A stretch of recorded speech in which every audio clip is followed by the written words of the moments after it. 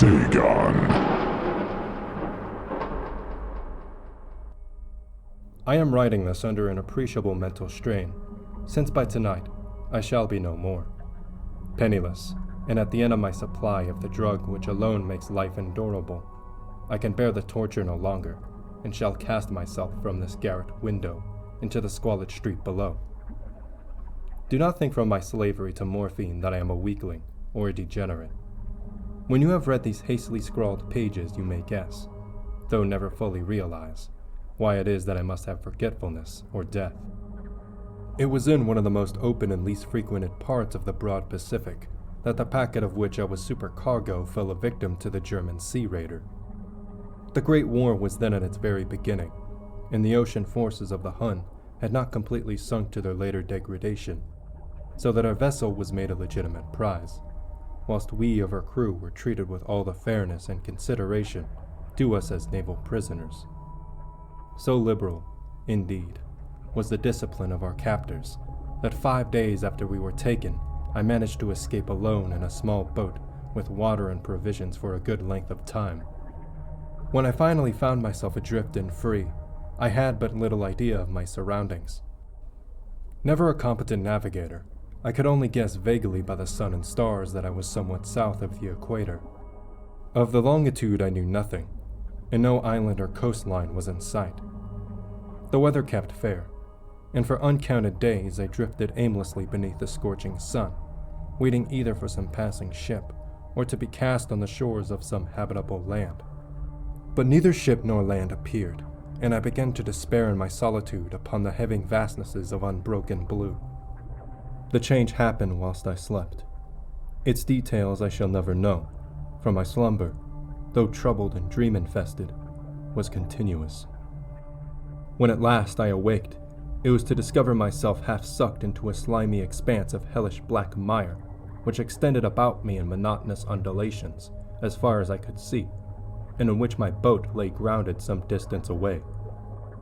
Though one might well imagine that my first sensation would be of wonder at so prodigious and unexpected a transformation of scenery, I was in reality more horrified than astonished, for there was in the air and in the rotting soil a sinister quality which chilled me to the very core.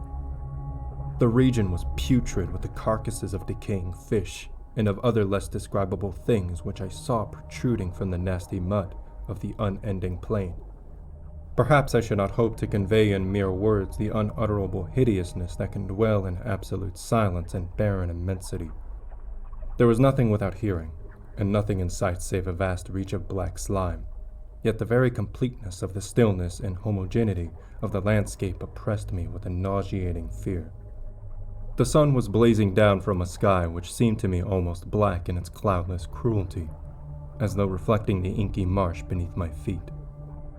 As I crawled into the stranded boat, I realized that only one theory could explain my position. Through some unprecedented volcanic upheaval, a portion of the ocean floor must have been thrown to the surface, exposing regions which for innumerable millions of years had lain hidden under unfathomable watery depths. So great was the extent of the new land which had risen beneath me that I could not detect the faintest noise of the surging ocean, strain my ears as I might. Nor were there any seafowl to prey upon the dead things. For several hours I sat thinking or brooding in the boat, which lay upon its side and afforded a slight shade as the sun moved across the heavens.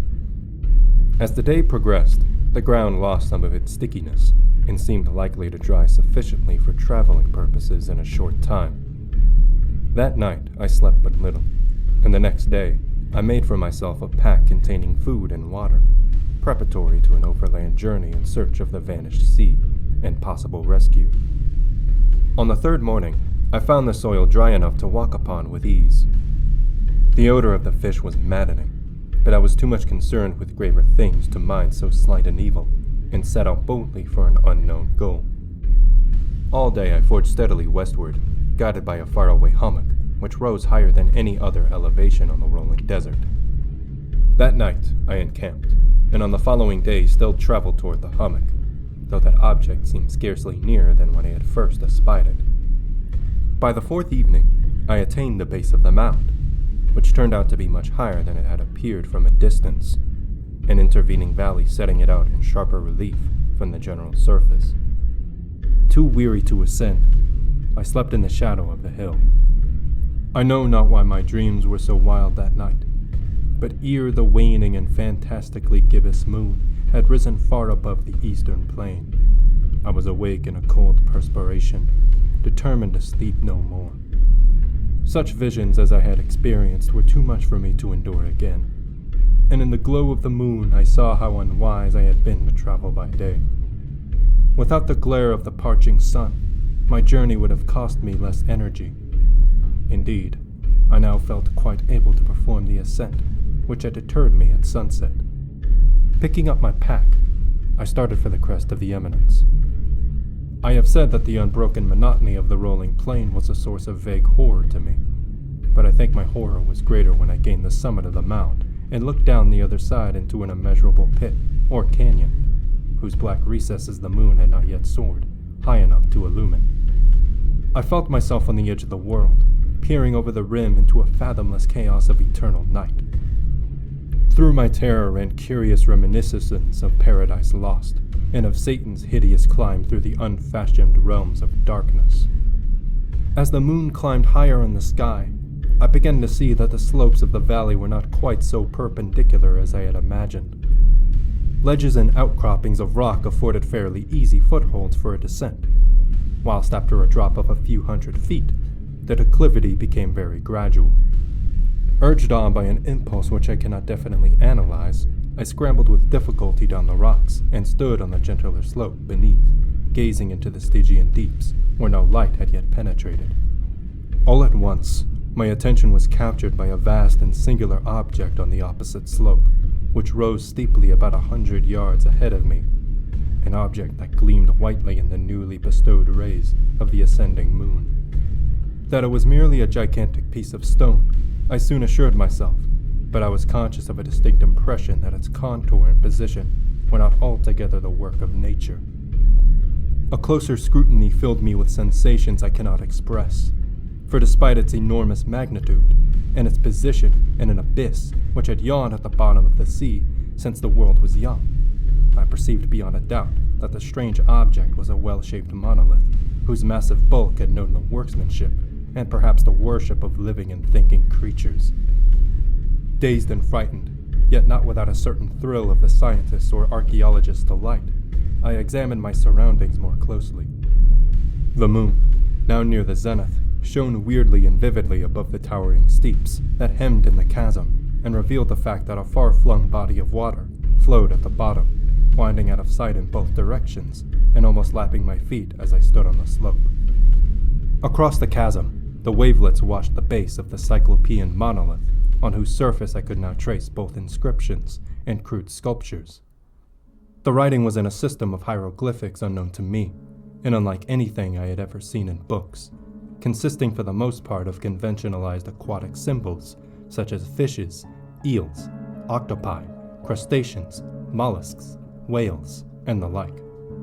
Several characters obviously represented marine things, which are unknown to the modern world, but whose decomposing forms I had observed on the ocean-risen plain. It was the pictorial carving, however, that did most to hold me spellbound. Plainly visible across the intervening water on account of their enormous size were an array of bas-reliefs, whose subjects would have excited the envy of a Doré. I think that these things were supposed to depict men, at least a certain sort of men, though the creatures were shewn disporting like fishes in the waters of some marine grotto, or paying homage at some monolithic shrine, which appeared to be under the waves as well. Of their faces and forms I dare not speak in detail, for the mere remembrance makes me grow faint. Grotesque beyond the imagination of a Poe or a Bulwer, they were damnably human in general outline, despite webbed hands and feet, shockingly wide and flabby lips, glassy, bulging eyes, and other features less pleasant to recall.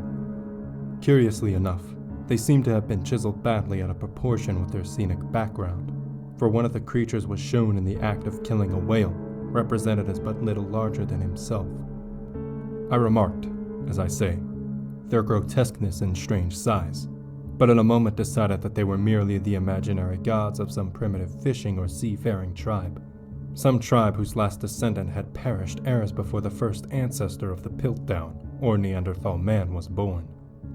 Awestruck at this unexpected glimpse into a past beyond the conception of the most daring anthropologist, I stood musing whilst the moon cast queer reflections on the silent channel before me.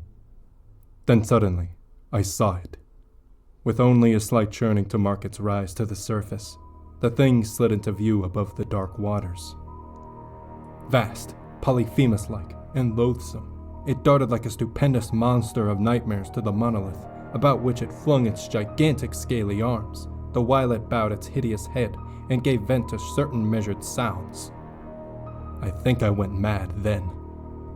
Of my frantic ascent of the slope and cliff, and of my delirious journey back to the stranded boat, I remember little.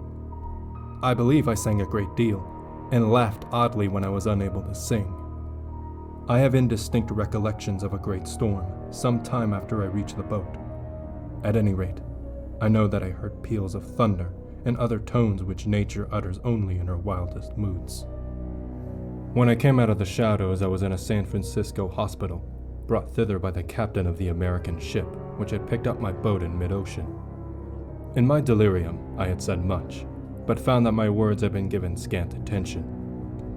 Of any land upheaval in the Pacific, my rescuers knew nothing, nor did I deem it necessary to insist upon a thing which I knew they could not believe.